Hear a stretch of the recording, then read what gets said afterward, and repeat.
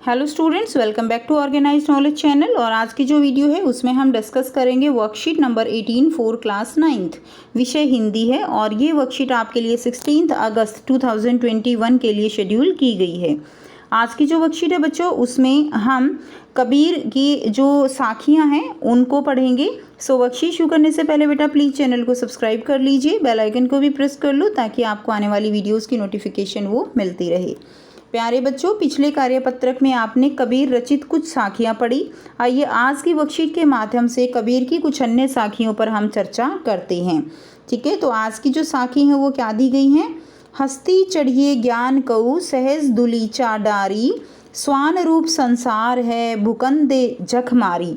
ठीक है, तो इसमें कबीर जी ने इस साखी के माध्यम से क्या बताया गया है? देखिए, हस्ती का मतलब क्या होता है? हस्ती का मतलब है हाथी। ठीक है, यहाँ पे स्वान का मतलब क्या है? स्वान मतलब कुत्ता। और दुलीचा का मतलब क्या है? दुलीचा यानी बच्चों बैठने के लिए एक छोटा कपड़ा, छोटा कालीन जो होता है ना, वो होता है दुलाची। और भुकन, भुकन का मतलब है भौंकना। और जख का मतलब क्या है? जख का मतलब है यहाँ पे मछली। तो इस साखी के माध्यम से कबीर कहना चाहते हैं कि व्यक्ति को ज्ञान रूपी हाथी की सवारी करनी चाहिए, अर्थात ज्ञान प्राप्त करना चाहिए और सहज या सरल साधना रूपी गलीचा बिछाना चाहिए, यानी झूठे आडंबर, दिखावा, उन सब से दूर रहना चाहिए।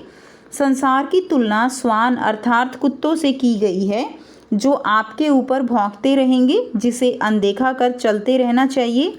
एक दिन वे स्वयं ही जख मारकर अर्थात अपना स्वयं समय बर्बाद कर चुप हो जाएंगे। तो जिस तरह से कहा जाता है ना कि हाथी चलता है तो कुत्ते भौंकते हैं, तो यहाँ पे उसी तरह का जो है संदेश देने का प्रयास किया गया है कि अगर आपके पास ज्ञान है, ठीक है, अगर आप आडंबरों से, दुनिया के जो आडंबर हैं उनसे दूर हो, तो आप जो है आप चलते रहिए और जो बाकी लोग हैं जो आपका मजाक उड़ाएंगे वो कुत्तों की तरह भौंक कर चुप हो जाएंगे। ऐसा यहाँ पर कहा गया है। नेक्स्ट देखिए, नेक्स्ट साखी में क्या कहा गया है? पखा पखी के कार ने सब जग रह भुलान, निरपक होई के हरि भजय सोई संत सुजान। पखा पखी यानी पक्ष विपक्ष जो है, ठीक है ना, पक्ष विपक्ष के जो भावना में घुसे रहते हैं उनके लिए यहाँ पे ये यूज़ किया गया है। पखा पखी के कारण सब जगह रहा बुलान, कारण यानी कारण। और निरपक होई के हरि भजय सोई संत सुजान। सुजान क्या मतलब क्या होता है? सुजान यानी होशियार और चतुर। संत कबीर इस साखी के माध्यम से कहते हैं कि पक्ष विपक्ष अर्थात सही क्या है, गलत क्या है, इसके भुलावे में, इसके असमंजस में जो सारा संसार आपस में लड़ रहा है कि नहीं मैं ठीक हूँ, नहीं मैं ठीक हूँ, तो इस भुलावे में जो सारा संसार पड़ा हुआ है और इस भुलावे में केवल लोग अपना फ़ायदा देखते हैं और जो भूल भुलैया है उसमें पढ़कर वो प्रभु को भूल गया है। उसके बाद देखिए, जो व्यक्ति इन सब चीज़ों में पड़े बिना निष्पक्ष होकर प्रभु भजन में लगा है, वही सही अर्थों में क्या है? वही सही अर्थों में मनुष्य है। यानी सब लोग जो है वो अपने अपने पक्ष विपक्ष, अपने अपने तर्क की बात करते हैं और अपने आप को ही बड़ा समझते हैं, और इस भूल भुलैया में ईश्वर को लोग भूल गए हैं, उनकी भक्ति भूल गए हैं। जो सही मार्ग है ईश्वर को पाने का, वो जो मार्ग है उस पर चलना लोग भूल गए हैं। तो कबीरदास जी क्या कहते हैं यहाँ पे कि इन सब चीज़ों में पड़े बिना निष्पक्ष होकर, बिना किसी पक्ष के जो प्रभु का भजन करता है वही सही अर्थों में मनुष्य है। नेक्स्ट देखिए, हिंदू मुआ राम कही मुसलमान खुदाई, कहे कबीर सो जीवता जो दूहों के निकट न जाई। तो यहाँ पे कबीरदास जी ने बहुत ही अच्छा मैसेज दिया है कि कबीर ने कहा है हिंदू मुआ राम कही, कि हिंदू के मुंह से राम राम निकलता है। हिंदू मुआ, हिंदू का मुंह जो है वो क्या कहता है? राम राम कहता है। यानी हिंदू राम का भजन करता है और मुसलमान खुदाई, मुसलमान खुदा खुदा करता है और मर जाता है। ठीक है, और दोनों को ही कुछ हासिल नहीं होता। हिंदू कितना ही राम राम करे, मुसलमान कितना ही खुदा खुदा करे, दोनों को कुछ हासिल नहीं होगा जब तक वो जो है ईश्वर को सच्चे मन से, सच्चे जो है अपनी भक्ति उसमें नहीं जो है वो दिखाते हैं। ठीक है, उन्हें कुछ हासिल नहीं होता।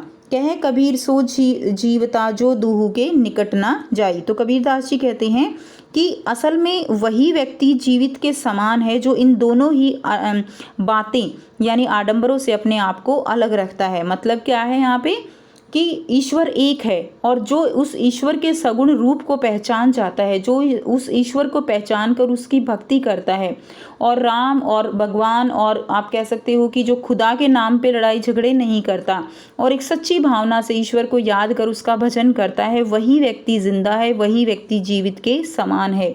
बाकी सभी व्यक्ति जो है वो मरे हुए के समान हैं। ठीक है, तो इसमें हमने ये पढ़ा। अब देखिए आपको यहाँ पे कुछ अपरिचित शब्द दिए गए हैं जो हमने साथ साथ किए हैं। हस्ती का मतलब है हाथी, स्वान का मतलब कुत्ता, दुलीचा यानी बैठने के लिए छोटा कपड़ा, भूकन यानी भौंकना, जख यानी मछली, पखापखी यानी पक्ष विपक्ष, कारनई यानी कारण, सुजान यानी होशियार या चतुर। अब देखिए यहाँ पे आपको दिए गए हैं कुछ प्रश्न। आशा है कि आपने इन साखियों के भावार्थ को समझ लिया होगा। आइए इन्हीं साखियों पर आधारित कुछ प्रश्नों के उत्तर खोजते हैं और लिखते हैं। पहला है, हस्ती चढ़िए ज्ञान कऊ से क्या तात्पर्य है? तो हस्ती चढ़िए ज्ञान कऊ से इसका क्या अर्थ है? इसका अर्थ है ज्ञान प्राप्त करना। ऑप्शन दिए गए हैं, घोड़े की सवारी ज्ञान प्राप्त करना, हाथी की सवारी और हाथ चढ़ाना। तो इसका सही अर्थ क्या है? ज्ञान प्राप्त करना। सेकंड देखिए, सहज दुलीचा किसका प्रतीक है?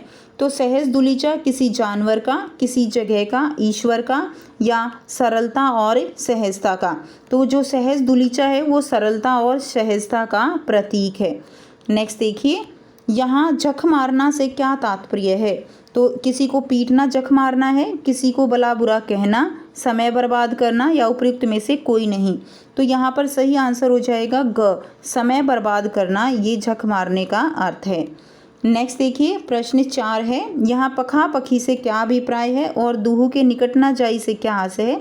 और यहाँ पे आपको एक गतिविधि भी दी गई है। जख मारने का अर्थ बताते हुए अपने वाक्य में प्रयोग कीजिए और इसी तरह के कोई अन्य 5 मुहावरों का अर्थ बताते हुए आपको वाक्य में प्रयोग करना है। सही बेटा, करते हैं इनके आंसर। प्रश्न 4 का उत्तर रहेगा, यहाँ पखापखी से क्या अभिप्राय है? तो यहाँ पखापखी से अभिप्राय है पक्ष और विपक्ष के भुलावे में पड़ना। प्रश्न 5 है, दूहू के निकट ना जाई से क्या आशय है? ठीक है, क्या आशय है? जो व्यक्ति राम और खुदा के झगड़े में नहीं पड़ता और ईश्वर को एक मानकर उसका भजन करता है, वही व्यक्ति जीवित है। नेक्स्ट देखिए प्रश्न जो है, नेक्स्ट गतिविधि दी गई है। 5 प्रश्न थे। गतिविधि क्या है? झक मारना का अर्थ बताते हुए अपने वाक्य में प्रयोग कीजिए और इसी प्रकार कोई अन्य 5 मुहावरों का अर्थ बताते हुए वाक्य प्रयोग आपको करना है। तो आंसर लिखेंगे, झक मारना यानी समय नष्ट करना, सफलता या मेहनत करने वालों को ही मिलती है, झक मारने वालों को नहीं मिलती। ठीक है,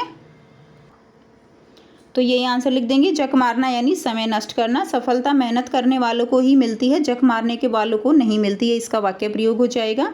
इसी तरह के 5 और मुहावरे लिखने हैं बच्चों आपको। तो पहला है अंगारे बरसना यानी अत्यधिक गर्मी पड़ना। खेत का काम करते हुए राहुल वहीं पर पड़ गया क्योंकि उस समय अंगारे बरस रहे थे, पहला मुहावरा। दूसरा देखिए, आग में घी डालना, लड़ाई को भड़काना।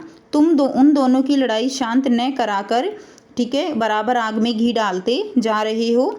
तीसरा है आंखों में खटकना यानी अच्छा नहीं लगना, गालियां बकने की आदत के कारण वह मेरी आंखों में खटकता है। नंबर 4 लिख देंगे, ईंट से ईंट बजाना, तहस नहस कर देना। अमेरिका ने इराक पर आक्रमण करके उसकी ईंट से ईंट बजा दी। प्रश्न मुहावरा नंबर 5 रहेगा, अक्ल का अंधा यानी मूर्ख, उससे समझदारी की आशा न करना, वह तो अक्ल का अंधा है। तो ये 5 मुहावरे आप अपनी कॉपी में लिखेंगे। इसके अलावा अगर आपके पास जो है कोई भी और मुहावरे आपको याद हैं तो वो भी आप लिख सकते हो। तो ये थी आपके आज की हिंदी की वर्कशीट। आई होप सभी स्टूडेंट्स को क्लियर है। कोई भी डाउट है पूछ सकते हो। वीडियो अच्छी लगी तो लाइक कर दीजिए, शेयर कर दीजिए और चैनल को सब्सक्राइब कर लीजिए। So thanks for watching. मिलते हैं नेक्स्ट वीडियो में नेक्स्ट वर्कशीट के साथ।